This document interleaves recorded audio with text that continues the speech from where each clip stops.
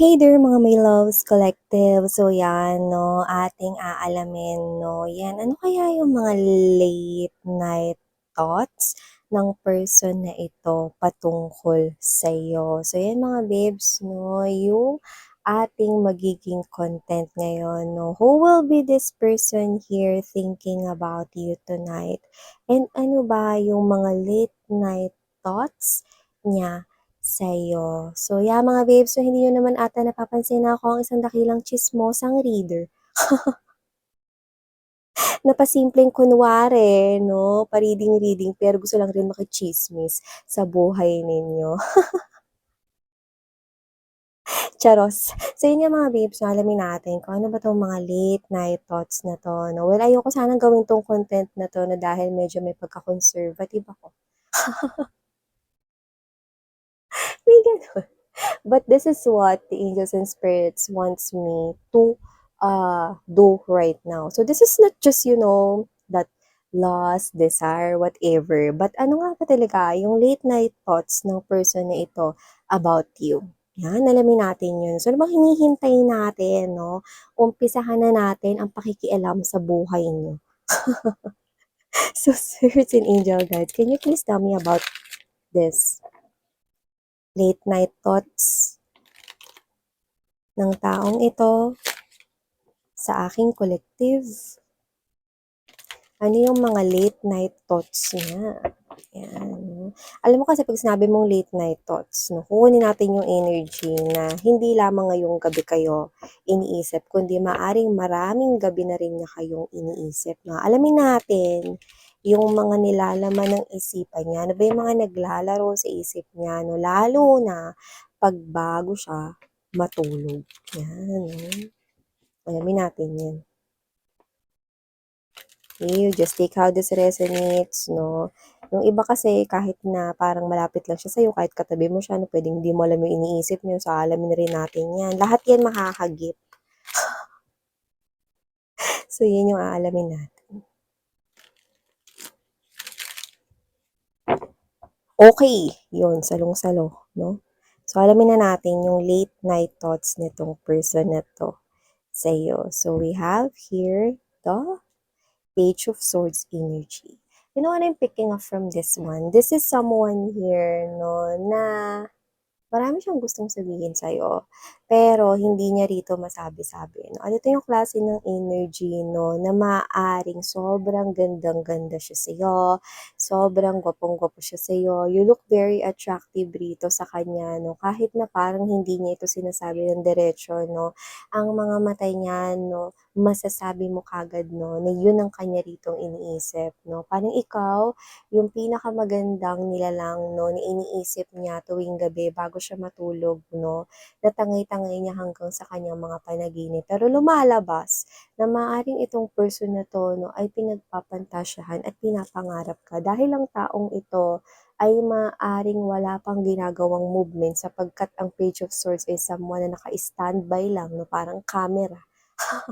Naka-standby siya rito 'no, na parang CCTV 'no, na nakatingin lamang sa'yo 'no, at itong tao na 'to 'no, sa kanyang energy ay nagtataglay na parang alam mo puwedeng bata 'tong literal sa'yo or sabihin na natin 'no na, yeah, younger than you by age, pero yung iba parang feeling young, lalo na kapag nakikita ka niya. Iba yung nararamdaman niya 'pag nakikita ka niya rito 'no, para ka ritong isang magandang nilalang 'no, na nakita niya rito ever sa kanyang buhay 'no. You are the most beautiful creature 'no, but at the same time, wala pa rin siya ritong sinasabi kundi iniisip ka lamang niya rito 'no. Pero alam mo yung napakadami yun, may mga birds sa ulunan niya 'no, napakarami niya ritong balak at gustong sabihin, mga gawin para sa'yo 'no. Pero alam mo yun, medyo shy type 'no, medyo naiilang siya rito 'no, tsaka parang feeling niya 'no, 'pag tumatabi siya sa'yo rito 'no, parang alam mo yung, hindi ko siya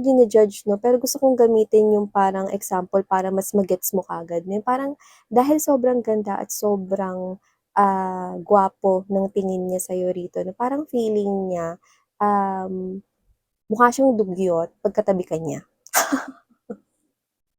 Or feeling niya mukha siyang mabaho pagkatabi ka niya, yan 'no. Kasi parang lagi kang mukhang fresh, lagi kang mabango 'no. So, hindi sa hindi siya naliligo or mukha siyang dugyot talaga 'no. Ginamit ko yung example na yun kasi that is the perfect fit for what this energy is parang sinasabi niya rito. Yung parang gusto niya na parang meron mo na siya ritong gawin para magmukha siya ritong mabango para sa'yo 'no, or parang meron siya ritong mga bagay na gusto pang i-improve sa sarili niya bago siya rito gumawa ng movement sa'yo 'no. Ang taray kasi nakikita ka niya bilang very attractive, almost perfect creature on earth 'no. Gusto niya rito magmukhang mabango 'no, mas gusto niya rito magmukha na na karapat-dapat for you. And we have here, yeah, the Ten of Cups energy. You know, this person here, no, ang late night thoughts niya about you is to create this family, this children here, no, to have a child with you, to create that home, build your future together, no. So, this person here, bago siya matulog, no, ini-imagine niya rito na pamilya kayo, na ibibigay niya lahat dito ng pangailangan ninyo. Sobrang sapat na ikaw ang yaman niya, yun nakikita ko rito, no? So, this person is really in love with you because kahit na may mga dumadaan na pagsubok rito no, sa buhay niya, inspirasyon ka niya rito kaya niya nalalampasan ang lahat ng yan.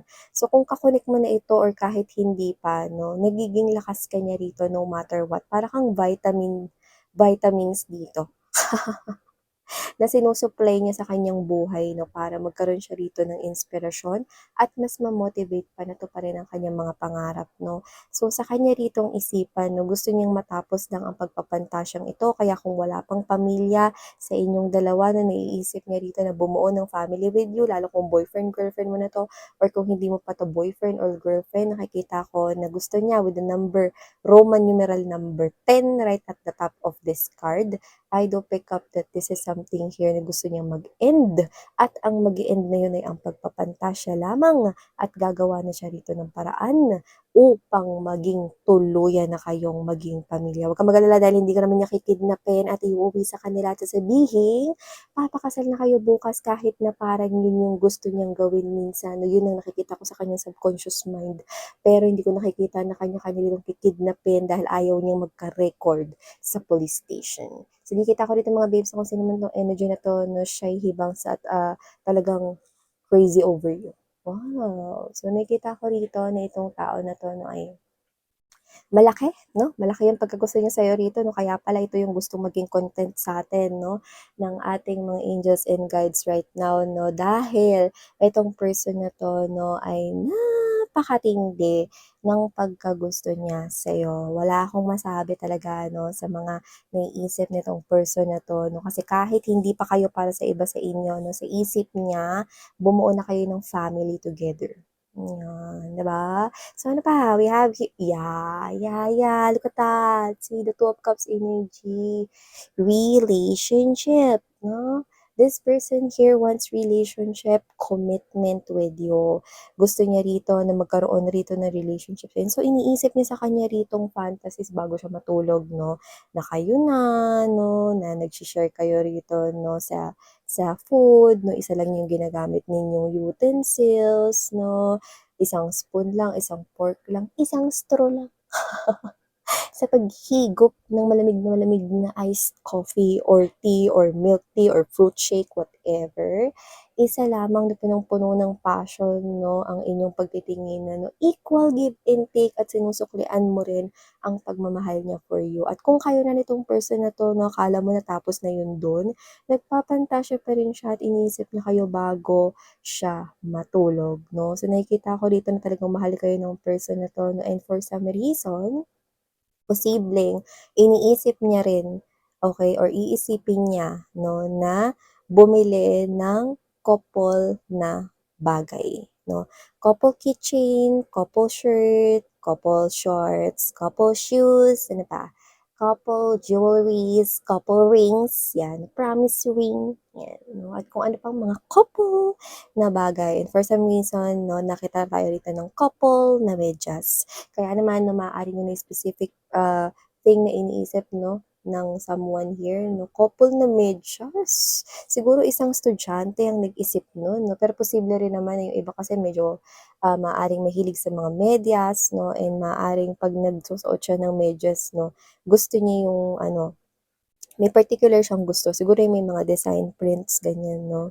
Yan. So, kung sino man yun, posibleng mahilig siya mag-shorts. Pero syempre, that's very specific for someone watching here that will not resonate, no, to most of you guys. We just take how this resonates. But this person here, whether you are in relationship or not yet, I do pick up that this person here really wants this commitment and relationship with you. And naniniwala siya rito, no, na kayong dalawa ay pinagtagpo, hindi dahil wala lang, kundi right at the, ayan, no, sa universe kasi to, no, right at the middle of this energy, there's this universe, no, niniwala siya na kayo ay meant to be, soulmate talaga, no, dahil maaaring meron kayong mga pagpapakaparehas, posibleng nakaka-receive rin siya ng mga signs and clues na ikaw na talaga yung for him or her, ikaw na talaga yung pakakasalan niya, kaya hindi niya mapigilan ritong hindi ka mapansin. So, maaaring itong tao na 'to ay naniniwala na kayong dalawa ay tinakda talaga 'no. Alam mo yung isa sa inyo, posibleng, very protective sa pamamagitan ng pagsita sa mga damit na sinusuot na parang, "Alam mo babe, parang medyo maiksi yung damit mo, eh, ano, puwede magpalit ka kasi gusto ko ako lang nakakita niyan." Oo, may gano'n. Or ayoko kasi nagtitingin na sa ibang mga boys, eh, or mga ibang girls, yan 'no, "Babe, yung muscles mo masyadong kita diyan sa shirt mo, puwede magpalit ka." Yan 'no, "Bakit naman babe?" Ayoko kasing natutunaw yung mga mata ng mga girls sa pagtitig sa muscles mo. Yan, may mga gano'n 'no, so nakikita ko dito that there is someone here, no, who is overprotective when it comes to your clothes or, clothing kinda thing. Yan. So, sabi ko nga sa inyo, your person sees you as someone who is the most beautiful creature on earth. So, name it, 'di ba? Talagang hindi maiiwasan na ganyan siya mag-isip dito. Yan, 'no? So, tingnan pa natin pa mga late night thoughts niya dito. We have here this, ito na nga, no, late night thoughts talaga, Ace of Wands energy, no? Mahabaging ama. Hindi ko alam kung paano ko 'to sasabihin ng maayos dito sa, reading na ito, pero itong tao na 'to 'no, ay nag-iisip siya ng isang bagay na ginagawa ng couple kapag silang dalawa lang. So, nakikita ko 'no, na itong person na 'to ay meron talagang literal na late night obsession sa'yo. So, this person here could be thinking of making love with you. So, this person here could be, um, iniisip niya yung moment na pinagsasaluhan ninyo together, 'no, like kayong dalawa lang, 'no, like even though it's hot, even though mainit yung panahon ngayon 'no, or yung iba na puwedeng nasa isang malamig na lugar ngayon 'no, napakainit ng pagmamahal niya for you guys 'no, and this person here wants to have a family with you. Kung kayo ay may relationship na or kung kayo ay married na 'no, gusto niya ritong bumuo na kayo ng pamilya, gusto niya na makita yung mga little ones ninyo, yung mga mini-me's ninyo 'no, yung mga mining siya, ta's ikaw din mini-me mo. So, nakikita ko rito 'no, na kung boyfriend, girlfriend man kayo 'no, this person here cannot literally handle your hotness, 'no. Sexy ka sa paningin niya 'no, ano man mga babes 'no, ang, iyo ritong, vital statistics, ang desire niya para sa'yo ay napakataas at napakalaki kagaya ng sanga na 'yan na nakikita mo. So, whatever the case may be 'no, napakainit ng pagsasamang nakikita ko rito. So, bago siya matulog, hindi niya rin maiwasan 'no, na may ginagawa kayo rito kung saan posible kayong pagalitan ng nanay mo kung isa lamang kayong estudyante, 'yan 'no. So, nakikita ko rito na itong person na 'to 'no, literally sobrang taas ng passion niya for you. Sometimes pinipigilan niya rin yung sarili niya kasi posibleng hindi pa ito yung time, especially kung may mga students diyan, 'no, na sobrang in love with their person. So, nakita ko rito na napakahirap i-handle nung hotness mo to the point na parang sometimes, no, this person here goes crazy, sometimes tumatakbo na lang siya or umiiwas palayo, no, kasi hindi niya mapigilan yung sarili niya rito. Parang feeling niya magiging siyang ritong monster, no, lalo na kapagka kayong dalawa lang. So, yung nakikita ko rito, no, so tatapusin ko na hanggang dun lang, no, dahil conservative ako. So, basta yun, there's a lot of passion, there's a lot of obsession right here. And if this person here is already married to you or may relationship na kayo, this person here is ikaw lang talaga, no? Sa'yo niya lang talaga nararamdaman yung ganitong klase ng obsession and passion. Yan, no? Ano pa? So, we have here this 9 of Wands energy. So, ito yung klase ng energy no, that this person here is worried about something. No, bakit? Kung wala pang relationship sa inyong dalawa, no, maaaring nakikita nitong person na to na baka maagaw ka ng iba, baka ibang tao yung mapili mo, no? So, natatakot siyang mangyari yon. So, this person here is a little worried about that, no?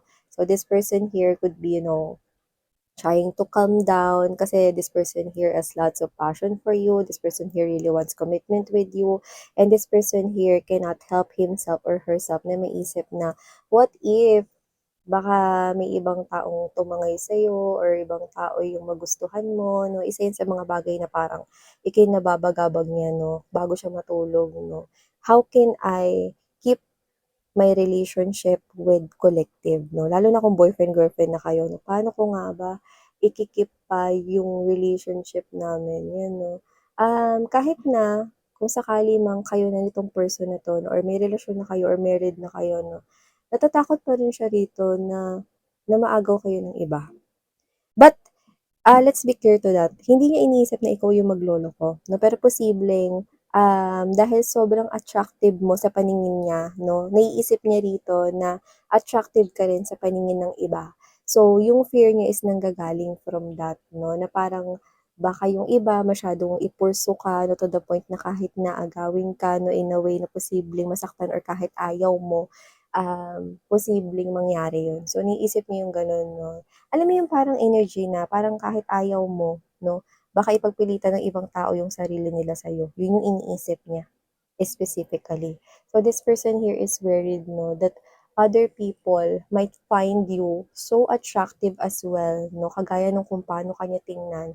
But your person here trusts your love for him or her, na hindi yun magbabago, no. Pero, ang iniisip niya rito, may mga tao na, alam mo na, mapilit, no, na ipagpipilitan nila yung gusto nila, no. So, natatakot siya rito mapahama ka or masaktan ka. So, this person here is not just protective about how you clothe yourself, no? And this is also an evident right here, no, na parang pag nag-ayos ka pa, that is already too much. You can definitely make other boys and other girls go crazy. Yan, ang bongga.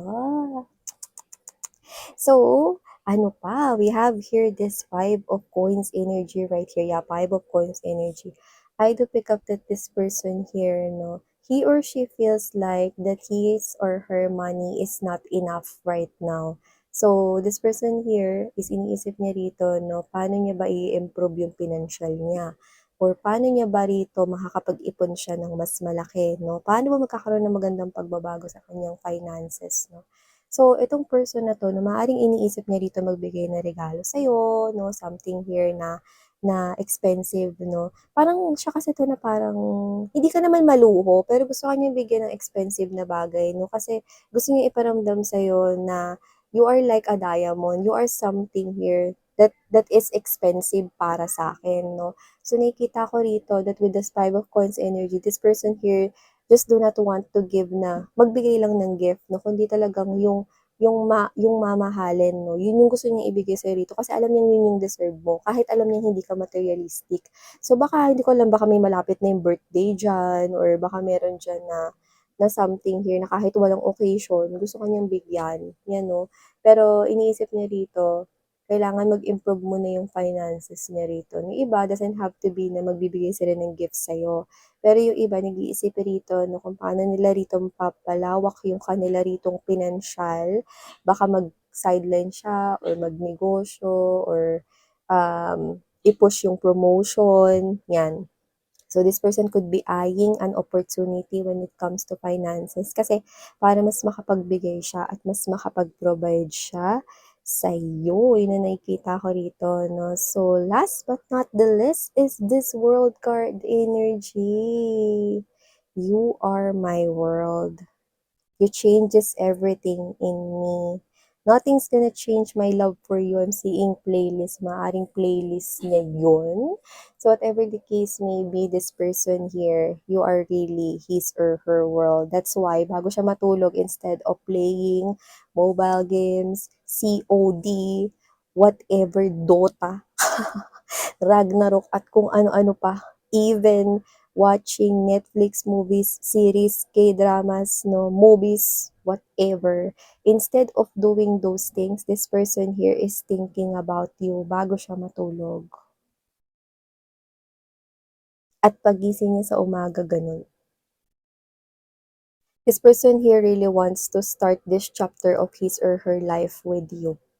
If wala pang relationship sa inyo, gusto niyo na ikaw yung maging new chapter, ang maging bagong character sa new chapter ng kanyang love story. And if this person here is already in your life right now, this person here is seeing you as someone who already fulfilled his or her dreams. Wow. The world card is literally in this reading, ibig sabihin, ikaw ang gusto niya maging parte ng mundo niya kung wala pang relationship sa inyo. At kung kayo na, ikaw na mismo ang kanyang mundo. Oh, added messages right at the bottom of this reading is this Empress energy.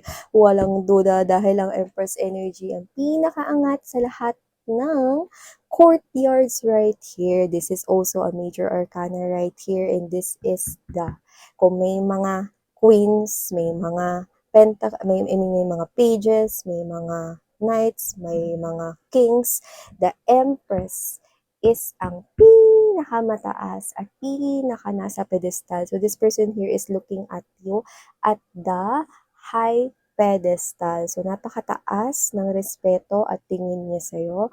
Kaya naman walang duda na ikaw ay angat at higit pa sa lahat at ikaw ang kanya ritong mundo. So, wow! So, I'm seeing number 22. So this could be somewhat here a sign and a strong clue that this person is someone here who sees you as his or her soulmate, and love really comes your way. So, thank you so much. Ito ang mga late night thoughts ng person ninyo, especially tonight. Pero I do pick up that this is not just tonight, but every night this person keeps on thinking about all of these things involving you, sweetheart. Thank you so much. And sarang hey, love and light. Annyeong.